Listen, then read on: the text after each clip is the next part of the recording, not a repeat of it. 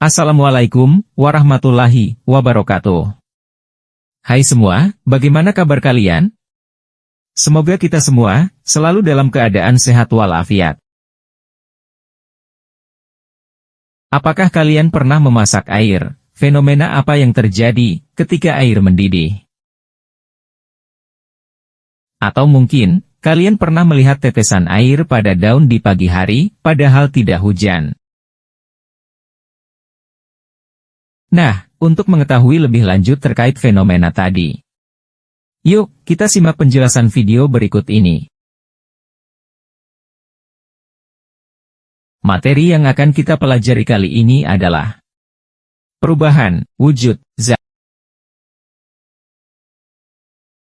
Perubahan wujud zat adalah perubahan bentuk atau wujud suatu zat atau materi menjadi wujud atau bentuk lain. Di pertemuan sebelumnya, kita telah membahas partikel-partikel penyusun suatu zat. Baik itu zat padat, zat cair, maupun zat gas. Partikel penyusun zat padat, yaitu susunannya sangat rapat, sehingga partikelnya tidak dapat bergerak bebas, dan hanya bisa bergetar.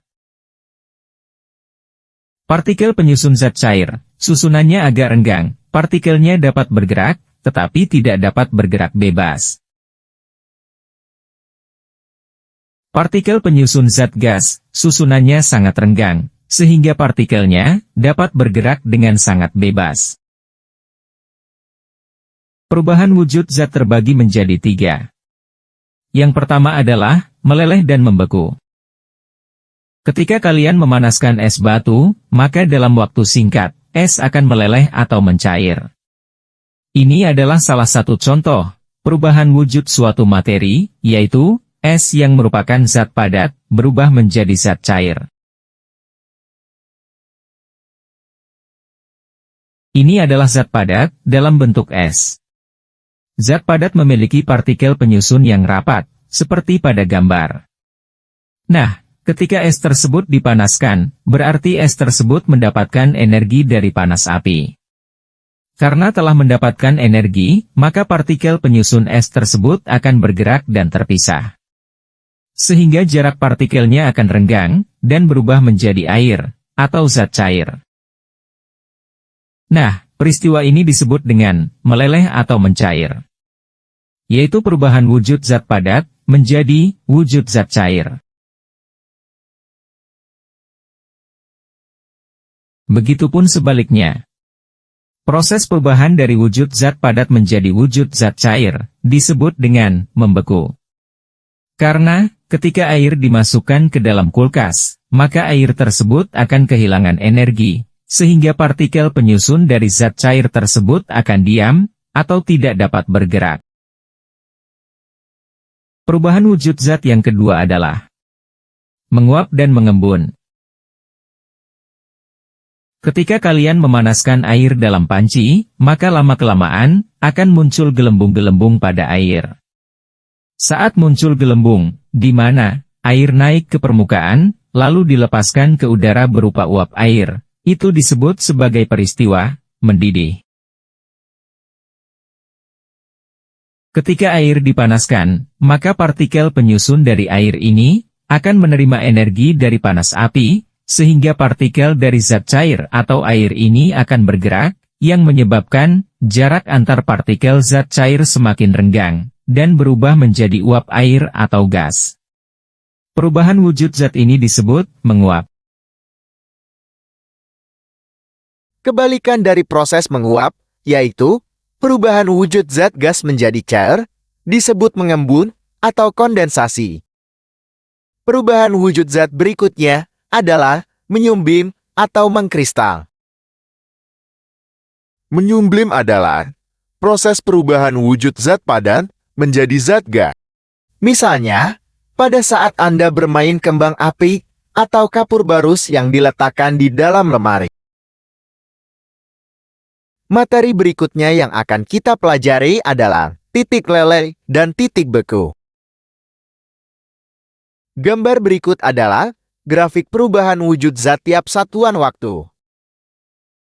Suhu awal sebelum percobaan adalah -20 derajat Celcius, Saat itu, isi dalam gelas semuanya adalah es batu.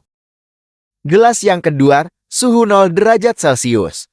Pada saat itu isi gelas berupa zat padat yaitu es, dan zat cair yaitu air, karena es sudah mulai meleleh atau mencair. Dengan adanya pemanasan, energi, maka suhu di dalam gelas naik sampai pada 0 derajat Celcius, di mana suhu tidak mengalami perubahan selama proses meleleh. Mengapa hal ini bisa terjadi, padahal gelas ini tetap dipanaskan? Ingatlah bahwa meleleh adalah proses perubahan dari zat padat menjadi zat cair yang membutuhkan energi. Energi berupa panas digunakan untuk membuat partikel-partikel dalam es bergerak lebih cepat.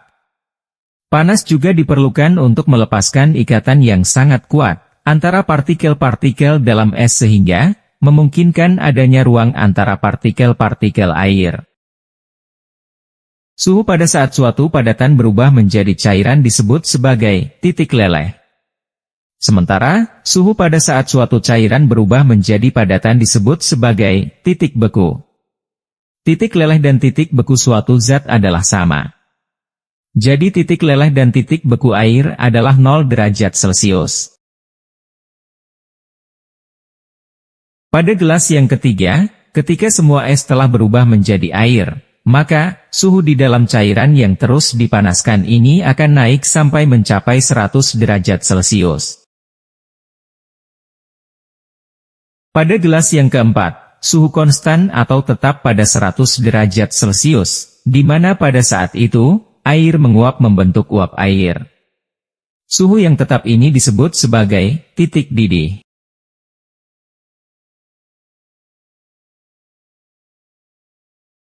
Jadi, kesimpulan dari pembelajaran kita hari ini adalah 1. Perubahan wujud zat, dari padat menjadi cair disebut mencair atau meleleh. Sebaliknya, perubahan wujud zat cair menjadi padat, disebut dengan membeku. 2. Perubahan wujud zat, dari wujud cair menjadi wujud gas, disebut dengan menguap. Sebaliknya, perubahan wujud zat gas menjadi cair disebut dengan mengembun. 3. Perubahan wujud zat, dari zat padat menjadi gas disebut dengan menyumblim. Dan sebaliknya, perubahan wujud zat gas menjadi zat padat, disebut dengan mengkristal. Titik beku adalah suhu pada saat perubahan wujud zat cair menjadi wujud zat padat. Titik leleh adalah suhu pada saat perubahan wujud zat padat menjadi wujud zat cair. Titik didih adalah suhu ketika zat cair yang dipanaskan mulai mendidih.